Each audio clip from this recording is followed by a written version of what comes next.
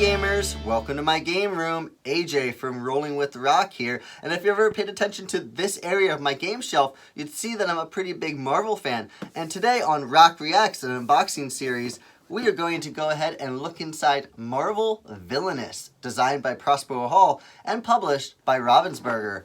I am a huge Marvel fan. I own most Marvel board games. I won't say all, but a good majority of them, with more on the way. And I had to have this game when I saw that it was announced earlier this year. Even prior to Gen Con being canceled, I said this would be my first purchase of Gen Con. And I still made that happen because it did release at Target Gen Con week. And so I ran to Target to buy this game specifically the minute I saw that it was released. We already do own Disney Villainous, and I have that here as a component comparison. But let's go ahead and open up Marvel Villainous and see what's inside. We have our instruction book, which is, I'll go ahead and open up the Disney Villainous one too. Which the lid actually takes a little bit more to come off of. And the instruction books seem pretty much the same, about the same size and everything, so that's good. And then, of course, just like in Disney Villainous, where they teased Cruella de Vil, which, as we know now, didn't come out for a couple of expansions, they are teasing Loki on the back. I hope it does not take a couple of expansions for Loki to come out as a villain, because Loki is definitely one of my favorite Marvel characters. So the next thing we see are the player boards, and these are slightly different too, I see. So a standard Disney Villainous player board opens up like this. You already see the picture of the villain, and they have their saying, and then it opens up like that. As comparison, the Marvel Villainous board, you have the picture and the villain, but instead of being cut off right here like the Disney one was, it is a full open. And now we have a new section of the board over here, which is called Specialty. You still have your villain's picture, their objective, their 4 locations, but now we have a specialty section that I'm interested to see. And our villains in Marvel Villainous are Hela from the Thor franchises, Taskmaster, which I believe is the advertised main villain in the new Black Widow movie that was supposed to come out earlier this year. Who knows what the movie will all entail, but I believe Taskmaster is supposed to be the main villain. I actually really like Taskmaster. He's very underrated in the comics, and his ability is really cool. We have Killmonger from Black Panther, which is one of the best villains that Marvel ever did in movie form. We have Ultron, one of the slightly more disappointing villains that Marvel did in movie form, unfortunately. And then, of course, the best-known villain in Marvel lore, at least at the moment, in mainstream, Thanos. And, yeah, Thanos' objective. Collects all 6 Infinity Stones. Who would have guessed? It's like he's on the box cover. Alright, so let's see what else we have in here. You have the Cauldron. I'm not sure if they call it something different in this one, but that is very similar. It's actually it's still plastic, but it is made of a much stronger material than this one. This one I can bend really easy in my hand. This one doing that, it doesn't do it as well. So this component is a higher quality than this one. And this was always my biggest complaint about Disney Villainous. So that's good to see. The tokens, at first glance, look about the same. Let's go ahead and open those up real quick. There are new +1 and -1 tokens in here, which will do something, but the power tokens seem to be of the same consistency as the others. Now, the thing that I want to see in this game is the villain pieces. So here we have Taskmaster. You have his helmet, but it's also his sword and his shield on the backside. So that's very cool looking. We have Ultron, metal looking with his head there. You have Killmonger with his headdress and mask, which is very cool looking with the horns. Speaking of horns, you have Hela and her headdress there. And then, of course, Thanos, which looks like a helmet on top of the Infinity Gauntlet. I always really like how, for both Disney Villainous and now for Marvel Villainous, they incorporate the essence of the villain without always doing their exact shape. Like, for a great example, Prince John's was the chalice, and I really like that. So I can kind of compare these two in size and shape with Thanos and Prince John. And I'm noticing, now the minute I put them up next to each other, the difference in these pieces. This is like a see-through, almost translucent plastic of some sort. This is not. And these feel slightly better, to be honest. I like the look of these, and I think I like the solid plastic look more than the translucent look. But the original Disney ones feel a little bit higher quality than the Marvel ones. And they're definitely heavier. Like, I'll get one, I think I've got Jafar here is a good one. So I've got Jafar, I think that's Jafar, and I can compare that to Killmonger. They're pretty similar in style and design, and Killmonger is very light, and Jafar still has a little bit of weight to him, and so that's just the difference in their choice of plastic. So I like the look, and I feel like they can actually have a little bit more detail with the solid plastics, but it's definitely a little bit lighter and easier to fall down, especially on the tall ones with the Marvel Villainous. So let's go ahead and open up some cards. I can't imagine these are any different from the cards in Villainous, at least quality-wise. Oh, we've got some... Okay, so there's definitely some new things here. These are not cards at all. These are tiles, actually. They're thicker cardboard, and they're tiles for some of the different characters. You have all 6 of the Infinity Stones, and they are in the colors of the movies. So if you don't know, the colors of the Infinity Stones in the movies and the Infinity Gems in the comics are slightly different.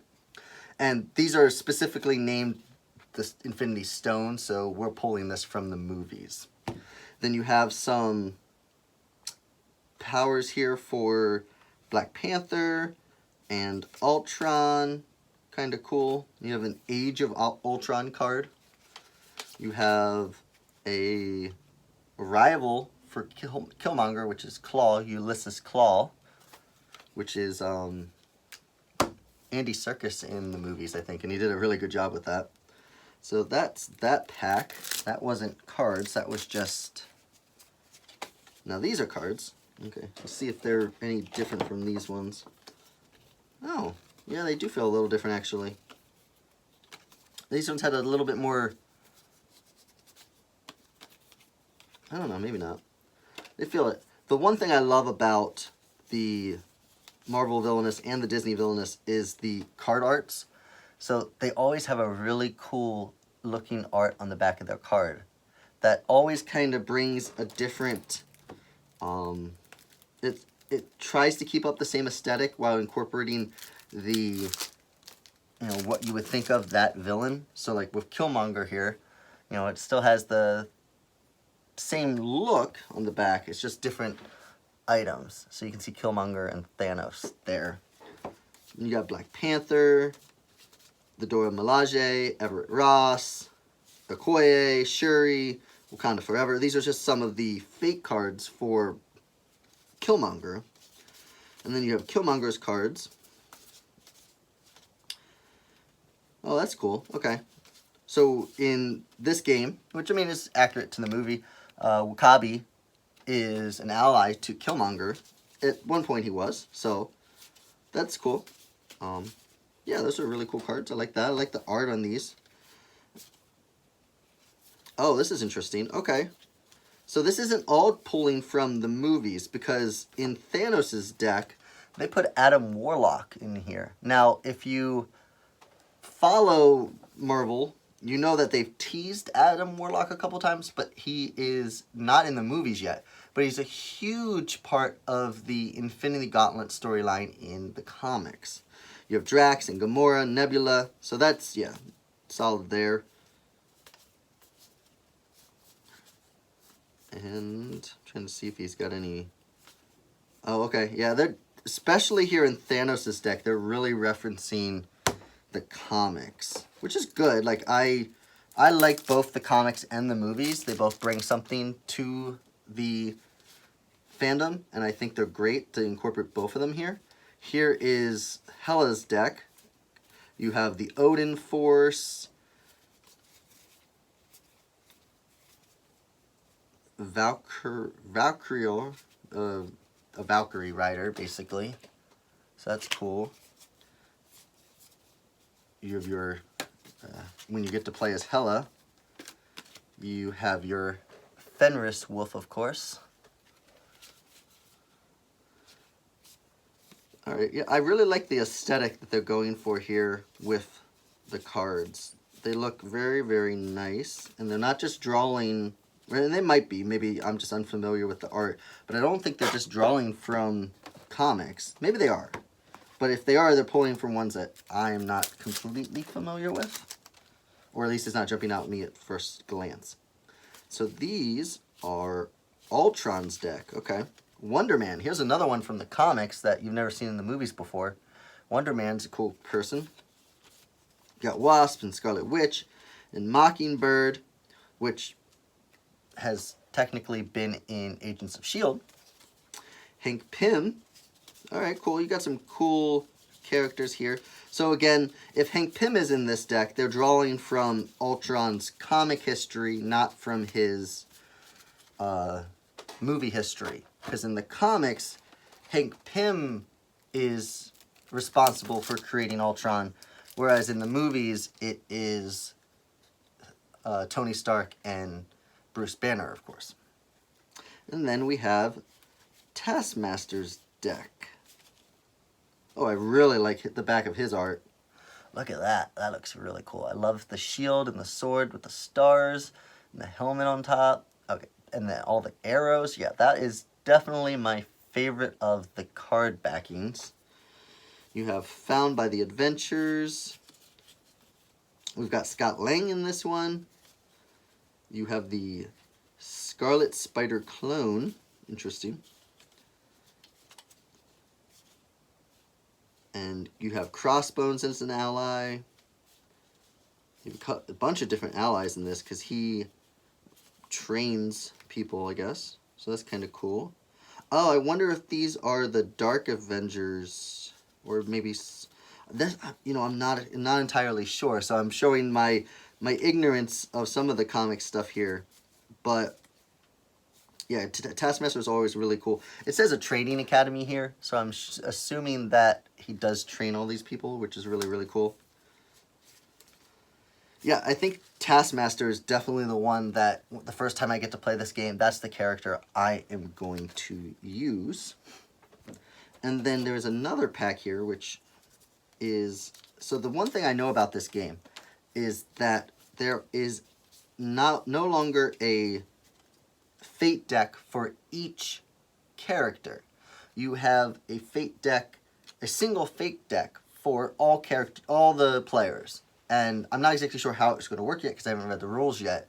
But I know that instead of each player having their own fate deck, everything's going to be shuffled together. So all the fate decks have a...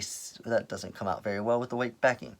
They have a singular backing on them that shows Iron Man's helmet, Thor's Hulk's fist, Captain America's shield, Thor's Mjolnir, the shield logo, the Guardians of the Galaxy logo, and Captain Marvel's, or the is that the Nova Corps? The Nova Corps logo, basically.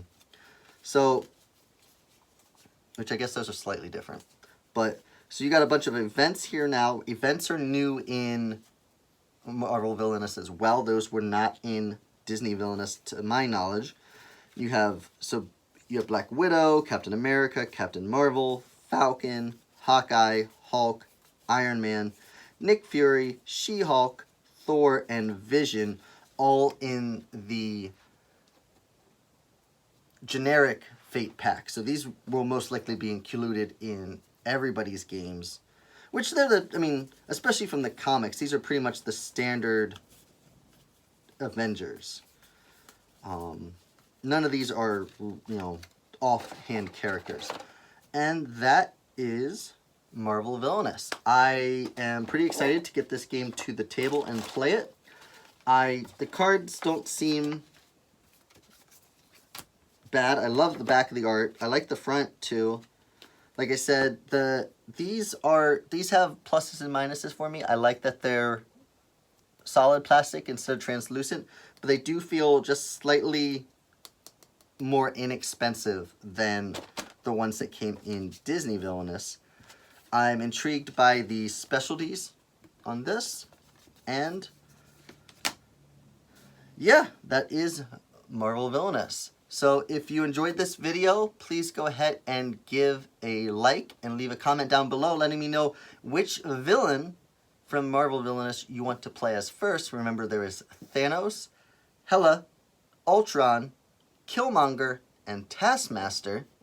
And let me know which villain you would like to see in an upcoming expansion. We know they did a couple of expansions for Disney Villainous already. I can only imagine with Marvel's pantheon of villains, we're going to get more. And like I said, they already teased us with Loki. Hopefully they don't make us wait 3 expansions for Loki, because the minute we get Loki, unless he's just completely broken, I will be playing with Loki. Oh, and I just realized I did not open these up. These are the guidebooks for each of the characters and then the reference sheets. So the reference sheets are pretty much the same. It looks like they have a couple of different key cards on here now. And then each of the guidebooks, let's just go ahead open Taskmaster's book. And yep, they are pretty much the same. Taskmaster's objective, just so you know, have 4 allies, each with 5 or more strength, and each at a different location. So Taskmaster is all about recruiting people to him. That's kind of cool. And you can see you've got instructions on both sides, basically telling you how to play the villain and what you should be aiming to do. And with that, that was my video. Like I said, please go ahead and like, share, and subscribe if you haven't already. Thank you so much for watching all and any of my content. I greatly appreciate it. I hope you have a great day. And until next time, this was AJ with Rolling with Roc.